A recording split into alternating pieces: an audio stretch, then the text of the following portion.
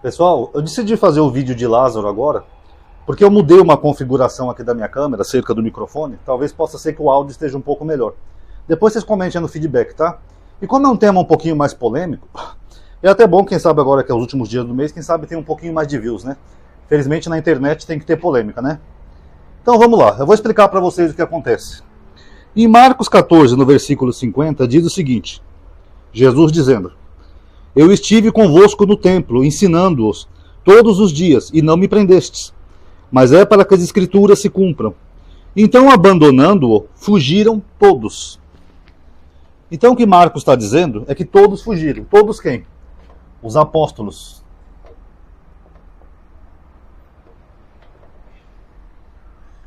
Todos apóstolos fugiram. Tá?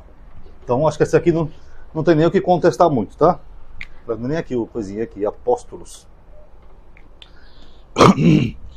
E quando Jesus é crucificado, Marcos 15, 40. Quando Jesus é crucificado, diz assim: E também estava ali algumas mulheres, olhando de longe, entre elas Maria de Magdala, Maria, mãe de Tiago, o menor, e de Josete, e Salomé. Então, segundo Marcos, quando Jesus foi crucificado, não tinha nenhum apóstolo, todos fugiram. Tinham apenas o quê? 4 mulheres. Concordam comigo? É o que o texto está dizendo. Só que aí quando a gente vai lá em João, João confirma isso daqui. Mas tem um detalhezinho interessante. Quer ver? Já vão dando like aí, pessoal. É João 19, 25 e 26. Que isso ajuda a aumentar a atividade do canal, tá bom?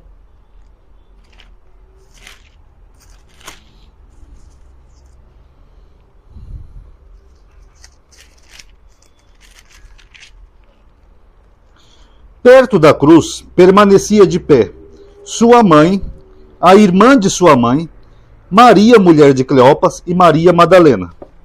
Então João confirma que tinham 4 mulheres lá junto com ele. Seria a mãe de Jesus, a irmã de sua mãe, que seria a tia de Jesus, com as outras 2, a Maria, mulher de Cleopas, e a Maria Madalena. Eu vou colocar só Cleopas aqui, tá? Porque senão vai ficar 2 Maria. E a outra é a Madalena. 4 mulheres. Junto com Jesus. Mãe, tia, Maria de Cleopas e Maria Madalena. Todas são mulheres. Então aqui João, apesar de ser o evangelho mais recente, ele concorda com Marcos, que é o mais antigo. Os apóstolos fugiram, só tinha mulheres na crucificação de Jesus. Mas, deixa passar a sirene. Mas no versículo seguinte ele fala o seguinte: Jesus, então, vendo sua mãe e perto dela o discípulo quem amava, disse à sua mãe: Peraí, se só tinha 4 mulheres e os apóstolos fugiram todos, de onde é que surgiu esse discípulo? Logo, esse discípulo que Jesus amava, ele não era então dos apóstolos. Porque se todos fugiram, e se todo mundo narrou que só tinham mulheres lá na crucificação, então ele não pertencia ao grupo dos apóstolos. Então por que ele estava lá junto e João não menciona ele aqui nesse versículo? Estava lá sua mãe, a sua tia, a Maria de Cleopas, Maria Madalena e o discípulo amado. Ou Lázaro, por exemplo, e Lázaro. Até porque, segundo a Bíblia, ele era irmão de Marta e Maria, né? Podia ser até alguma dessas aqui. Por que João não informa isso? Estranho, né, pessoal? Só que aí tem mais uns detalhes estranhos aqui ainda. Eu vou ler para você, antes de voltar aqui para esse versículo. João 13, 23. Será que esse discípulo amado era uma mulher que está escrevendo o evangelho se passando por um homem? É uma hipótese. Já é estranho bastante Jesus amar um discípulo mais que os outros. E ele não pertencia ao grupo dos apóstolos. Já é bastante estranho. Aqui em João 13, depois do ritual do lava-pés, vem a ceia. E aqui fala o seguinte, ó. Estava à mesa ao lado de Jesus um de seus discípulos, aquele que Jesus amava, que o autor do evangelho faz questão de dizer o tempo todo que ele amava esse discípulo. Simão Pedro faz então um gesto, um sinal, e diz: pergunta-lhe quem é aquele de quem ele fala, que vai trair Jesus. Por que Simão Pedro faz um sinal para esse discípulo? Porque Jesus amava tanto ele, que Pedro sabia que Jesus não ia se importar de responder para ele, dando a entender que ele tinha mais intimidade com Jesus do que os outros apóstolos. Ele então, reclinando-se sobre o peito de Jesus, disse-lhe: quem é, Senhor? Só que esse reclinar sobre o peito, pessoal, o termo aqui que aparece em grego, que é peito, é kolpos em grego.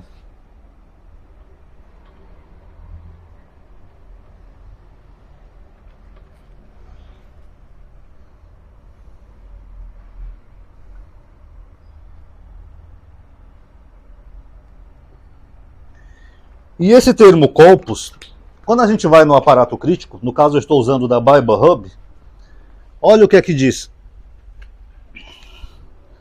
Para quem quiser ver o termo, é esse daqui, ó. O Bible Hub ele tem um aparato crítico, ó. O termo kolpos, tá? É em inglês, quem não souber inglês pode usar o Google Tradutor. Ele fala assim, ó: principalmente a parte superior do peito de uma roupa, onde uma roupa se dobra, seria mais ou menos aqui, ó. Naturalmente, para formar um bolso, chamado de seio. Posição sinônimo de intimidade e união. Aqui, ó. Intimidade, união. E por que João está usando esse termo aqui, então, colocando que esse discípulo amado estava inclinando-se sobre o seio de Jesus? O que não é muito comum, né? Dois homens adultos comendo, um inclinado sobre o peito dos outros, sendo que isso aqui simboliza, é um sinônimo de intimidade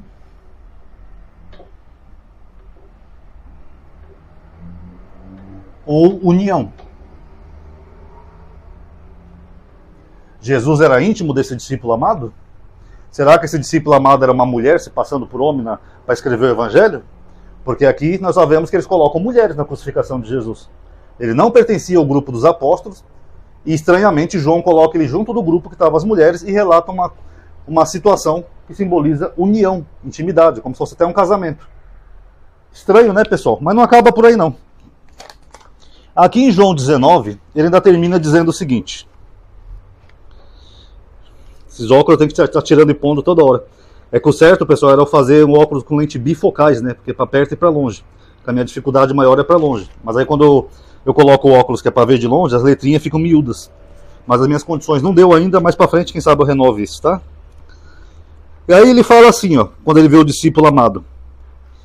Ele fala para sua mãe: mulher. Esse mulher já é estranho no evangelho de João, tá? Que mulher é usada para uma pessoa que você não conhece ou que você não respeita. Que nem, por exemplo, aquela passagem da mulher adúltera, que apesar de ser uma períscope, mas Jesus se vira para ela e fala: mulher, onde estão os teus acusadores? Ele chama ela de mulher porque ele não conhece ela. Então é meio estranho ele chamar a mãe dele aqui em João de mulher toda hora. Aí ele fala: mulher, eis o teu filho. E depois disse ao discípulo: eis a tua mãe. E a partir dessa hora o discípulo a recebeu em sua casa. O que significa isso, recebeu em sua casa? O que significa isso, mulher tua mãe, mulher aí teu filho? Deixa eu achar aqui o outro livro da Bíblia que eu nunca uso. Eu não sei nem a ordem cronológica em que ele fica. Deixa eu ver aqui em que parte que ele é. Bom, aqui eu estou no livro de Ruth, que é um livro pequeno, difícil até localizar aqui na Bíblia, tá? Mas fala a história de Ruth e Noemi. Noemi é uma senhora que teve 2 filhos, esses 2 filhos casaram, uma com uma moça chamada Orfa e outra com uma moça chamada Ruth. Mas os 2 filhos dela morreram, então ela vai viver sozinha porque ela fala: não tenho mais idade para casar, não sei o que, então eu vou me virar. Aí uma das noras dela vai embora, a outra não. Ó, disse-lhe então Noemi: olha, tua cunhada voltou para junto do teu povo e do teu Deus, volta também com ela. Aí respondeu Ruth: não insista comigo para que eu te deixe, pois para onde fores, irei também. Onde for a tua casa, tua moradia, será também a minha casa. O teu povo será o meu povo e o teu Deus será o meu Deus. Então o que acontece aqui, pessoal? Quando Ruth e Noemi, ela despede Ruth, porque o filho dela já tinha morrido: eu sou viúva, eu não posso mais ter filho, você não vai querer uma velha amolando você. Ela fala: não, para onde você for morar, eu vou morar também. Então receber em casa, ou morar junto, segundo o que nós acabamos de ler, era só com quem tinha laços familiares, como um casamento, por exemplo. A Ruth era casada com o filho de Noemi. Mas como ele morreu, em vez dela ir embora tocar a vida dela, ela falou: não, eu vou ficar com você. Por que Noemi aceitou? Porque ela já tinha tido um casamento com o filho dela. Ela era sogra dela, sogra e nora. Então ela falou: não, minha nora é como se fosse minha filha. Eu posso recebê-la em casa. O mesmo acontece aqui em João. Jesus fala, mulher, eis aí o teu filho, filha, eis aí tua mãe. Aí o texto fala, a partir daquele momento, recebeu-a em sua casa. O receber em casa ali não é fazer uma visita ou coisa assim, porque Maria podia visitar João a hora que ele quisesse. Eles não eram inimigos, eles tiveram várias passagens juntos, inclusive. Mas o receber em casa quer dizer que ele acolheu ela como se fosse um genro acolhendo uma sogra, que nem aqui Ruth e Noemi. E isso só seria possível, nesse sentido metafórico, se houvesse isso daqui, ó. O mesmo que nós vemos aqui, ó, uma união. E aí nós temos duas possibilidades, tá? Eu já vou encerrar o vídeo. Ou o discípulo amado ali, que Jesus tanto amava, que é destacado e é fora do grupo apostólico, ele se identifica no último capítulo, que é um adendo, como se fosse o autor do livro, o autor do evangelho. Então a primeira hipótese poderia ser uma mulher, escrevendo, né, se passando por um homem, até porque os homens tinham mais autoridade, as mulheres é uma cultura machista, não podia fazer nada, é uma possibilidade. Ou a outra possibilidade fica a conclusão de vocês, que o próprio discípulo fosse realmente alguém que tivesse uma intimidade, um relacionamento com Jesus. Porque todos esses excessos e exageros de João, o discípulo que amava, o discípulo que amava, o discípulo que amava, inclina no peito dele, dá a mãe dele para ele, isso só mostra uma intimidade de pessoas que têm um tipo de relacionamento. Mas aí a conclusão eu deixo para vocês, tá bom? Eu vou lavar minhas mãos, fazer que nem Pilatos. Fora que quando Jesus é preso ali, segundo Marcos, tem um jovem que foge nu, né? Também está ali no texto. Bom, pessoal, tá aí. Quem gostou, eu acho que deu para entender, né? Todos fugiram, ali só tinha mulheres. João coloca o discípulo amado junto com as mulheres, sem mencionar ele. Ele faz um ato de intimidade aqui, que é reclinar sobre o seio de Jesus. E ele entrega a sua mãe, que também é um sinal só de alguém que tivesse um tipo de relacionamento. Quem gostou, dá um like aí no vídeo. Comente o que vocês acham, qual das duas hipóteses vocês acham mais provável. Lembrando que eu não bati o martelo, só estou apresentando duas hipóteses diferentes, tá bom? Obrigado aí por ter assistido. Paz a todos.